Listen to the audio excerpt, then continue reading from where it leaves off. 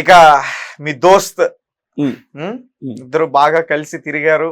ఇప్పుడు ఎందుకు అవి ఒకే మంచం ఒకే కంచం గట్టిగా ఫైట్ చేశారు. ఇద్దరు కలిసి ఒకసారి నాకు కూడా ఇంటర్వ్యూ ఇచ్చినట్టున్నారు. పాపం అతను జైల్లో ఉన్నప్పుడు మీరు గట్టిగా ఫైట్ చేశారు.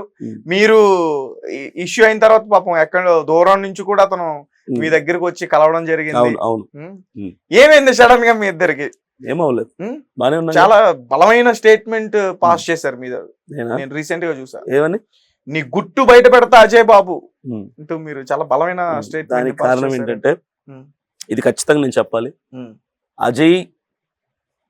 అజయ్ కంటే నేను చిన్నుండే, కానీ అజయ్ బాబు నన్ను సొంత తమ్ముడిలాగా చూశాడు. బెస్ట్ ఫ్రెండ్ అంటే ఒకే స్కూల్ ఒకే కాలేజీలో చదివితే ఫ్రెండ్షిప్ ఎలా ఉంటుందో అలా విదిన్ 6 months టైంలో అలాంటి ఫ్రెండ్షిప్ నాకు ఇచ్చాడు అజయ్ బాబు. తన ఇంట్లో ఉన్నాను, నేను వాళ్ళ ఇంట్లో వండుండేవాడిని, సరదాగా కలిసి వండుకునే వాళ్ళం, తినేవాళ్ళం. చాలా అసలు ఇంకేంటంటే ఆ సొంత అన్నదమ్ముల్లాగా ఉండేవాళ్ళం. కొన్ని చిన్న చిన్న మనస్పర్ధలు అందరికి వచ్చింటే మాకు వచ్చాయి. ఎక్కడ డబ్బుల దగ్గర వచ్చాయా? లేదు, డబ్బుల దగ్గర కాదు, వేరే పర్సనల్ గా మా ఇద్దరి మధ్యలో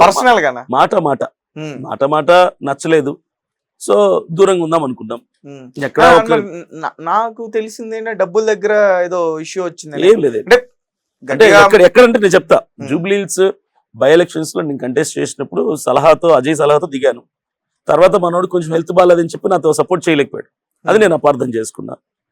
అజయ్ మీద ఒక వీడియో పెట్టాను, నన్ను వదిలేశాడు, అర్ధాంతరంగా వదిలేశాడు. అదొక చిన్న మిస్అండర్స్టాండింగ్ వల్ల మేము దూరం అయ్యాం. తర్వాత ఇప్పుడు నిన్న మాట్లాడాను ఒక వీడియో, అది నా లైవ్ వీడియోలో నేను మాట్లాడా. అది నేను నైట్ ఆల్మోస్ట్ 10:30కి ప్రైవేట్ లో పెట్టేసాను ఆ వీడియో.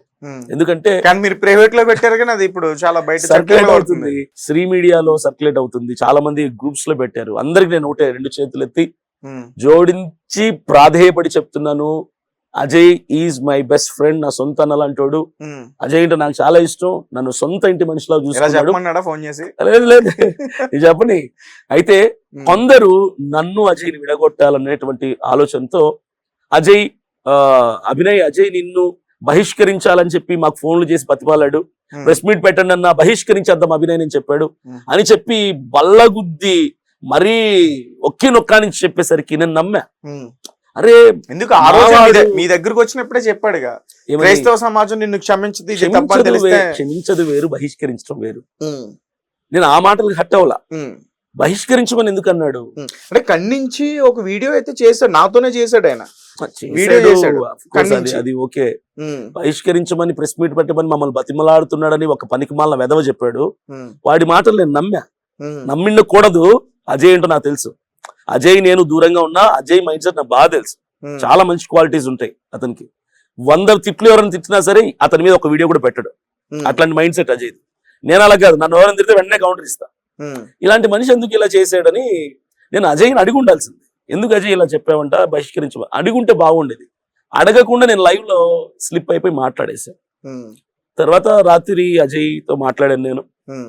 బాధపడ్డాడు, కోప్పడ్డాడు, ప్రూవ్ చేయమన్నాడు. కాన్ఫిడెన్స్ లో తీసుకున్నా. నాకు చెప్పిన వ్యక్తి ఎవరైతే అజయ్ బహిష్కరించమని చెప్పాడో అజయ్ నమ్మొద్దు అని ఏమో చెప్పాడు. అతనికి ఫోన్ చేసి కాన్ఫిడెన్స్ లో మాడితే ఎస్కేప్ అయిపోయాడు. అతను ఫోన్ స్విచ్ ఆఫ్ చేసుకున్నాడు, ఇక మాట్లాడలేదు. సో నాదే తప్పని అర్థమైంది, తొందరపడ్డానని అర్థమైంది.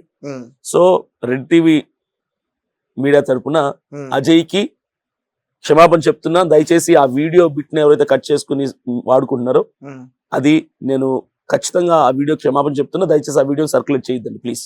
Okay, right. సో ఎంత సంపాదించుంటారండి ఇప్పటి వరకు మీరు సినిమాల ద్వారా గానీ, తర్వాత ఎవెంజలిస్ట్ గా ఉన్న అలా కూడా డబ్బులు వస్తాయి? చాలా సంపాదించాను. సంపాదించిందంతా పేదలకు పనిచేశాను.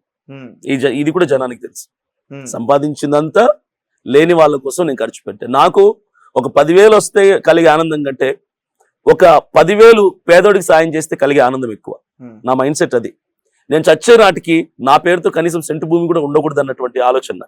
ఇప్పుడు నేను చచ్చే నాటికి లేదు. ఇప్పటికీ నాకు ఎన్ని ఎకరాలు ఉంది? మీ ఫాదర్ బాగా రిచ్ పర్సన్ అని విన్నా నేను. మా డాడీ రిచ్ పర్సన్ అయితే ఆ రైల్వేలో ఆఫీసర్ గా చేశాడు. ఇప్పుడు పాస్టర్ గా ఉంటున్నారు వేరే ప్రాంతంలో. ఎంత రిచ్ అయినా సరే మా కోసం వాళ్ళు ఏమి ల్యాండ్స్ కానీ ఏం కొనలేదు. మాకు నైతిక విలువలు నేర్పించారు, జీవితం అంటే నేర్పించారు, జీవితంలో ఎలా పోరాడాలో నేర్పించారు తప్ప మా కోసం ఆస్తులేమి సమకూర్చాలి. మా డాడీ దేవుని సేవ కోసం చాలా ఖర్చు పెట్టి అంత కూడా దేవుని సేవకి ఖర్చు పెట్టేస్తారు తప్ప మాకు ఆస్తులు అంటే ఏం లేవు. కాదు అభినయ్ గారు, అంటే చిన్నప్పటి నుంచి కావచ్చు, అంటే మీ స్టోరీ నేను ఇంతకు ముందు విన్నాను కాబట్టి, ఓకే, తల్లిదండ్రులను ఇబ్బంది పెట్టారు చాలా. పెళ్ళైన తర్వాత పెట్టి 3 సార్లు పెళ్ళైన తర్వాత మీ వైఫ్ మీ వల్ల సఫర్ అయ్యారు, పిల్లలను కూడా దూరంగా ఉన్నారు. అవును.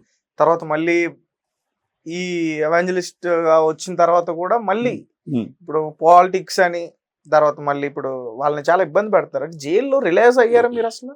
నేను నా కుటుంబాన్ని చాలా ఇబ్బంది పెడుతున్నానని రిలైజ్ అయ్యారా? రియలైజేషన్ మీకుందా? అభినయ్ దర్శన్ తప్పు చేసి జైలుకి వెళ్తే అసలు ఈరోజు తలెత్తుకుని మాట్లాడేవని కాదు.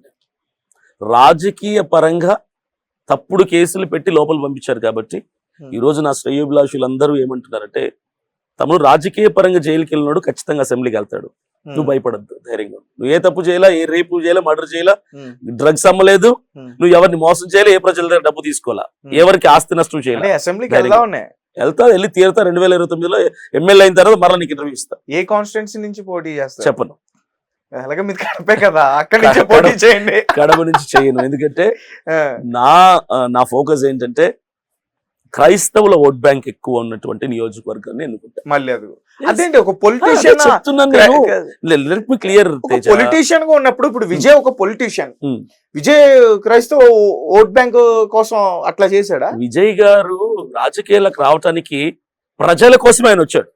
అభినయ్ దర్శన్ రాజకీయాలు చెప్తా, అభినయ్ దర్శన్ రాజకీయాలకు రావటానికి క్రైస్తవ సమస్యల మీద మాట్లాడే నాయకుడు గలం లేదన్నటువంటి ఆలోచనతో వచ్చాడు.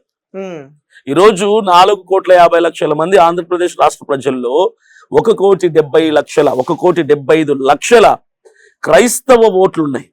ఇంతమంది జనాభా ఉన్న మాకు ఒక్క ఎమ్మెల్యే లేడు మా తరపున మాట్లాడడానికి. అందుకు వచ్చాను నేను రాజకీయాలకి. అలాగని నేను బయట అడుగు పెట్టినప్పుడు క్రైస్తవుల కోసం పోరాడతాను, క్రైస్తవుల కోసమే నేను వచ్చానని ఎక్కడ చెప్పను, అలా చేయను కూడా. అదే పాడేరు నియోజకవర్గంలో 100కి 100% హైందవులు ఉన్న గ్రామాలకు వెళ్ళినప్పుడు హారతులు ఇచ్చారు, గుమ్మడికాయలు కొట్టారు, మీకు బొట్లు పెట్టారు. ఇప్పుడు బొట్టు పెట్టుకుంటారా? బొట్లు పెట్టి చెప్తారు. ఇప్పుడు పెట్టుకుంటారా? ఇప్పుడు ఎందుకు పెట్టుకోరు మరి? పెట్టుకున్నారని ఎలా చెప్తారు? పెట్టుకున్నారు, ఆ ఫోటోలు కూడా బయటకు వచ్చాయి. ఎందుకంటే అప్పుడు పెట్టుకున్నారు అని చెప్పిన వీడియోలు ఉన్నాయా మీ ఛానల్ లో? అందుకే చెప్తాను, నీ ఛానల్లో వీడియోలు ఉన్నాయా? నీ ఛానల్ ద్వారానే ఫస్ట్ చెప్తున్నా, రెడ్డి టీవీ ద్వారానే చెప్తున్నా.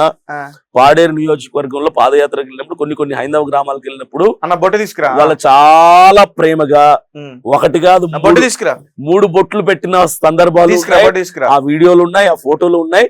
నేను వాళ్ళ ప్రేమ ఆదరణని కాదనలేక పెట్టించుకున్నా. నాతో ఉన్న కొంతమంది పాస్టర్లు అమ్మ వద్దమ్మా అన్నారు, కానీ నేను మా పాస్టర్స్ కూడా ఆపాను. అన్న ప్రేమగా పెట్టనివ్వండి, నా విశ్వాసం నా సిద్ధాంతం కాదు కదా అది.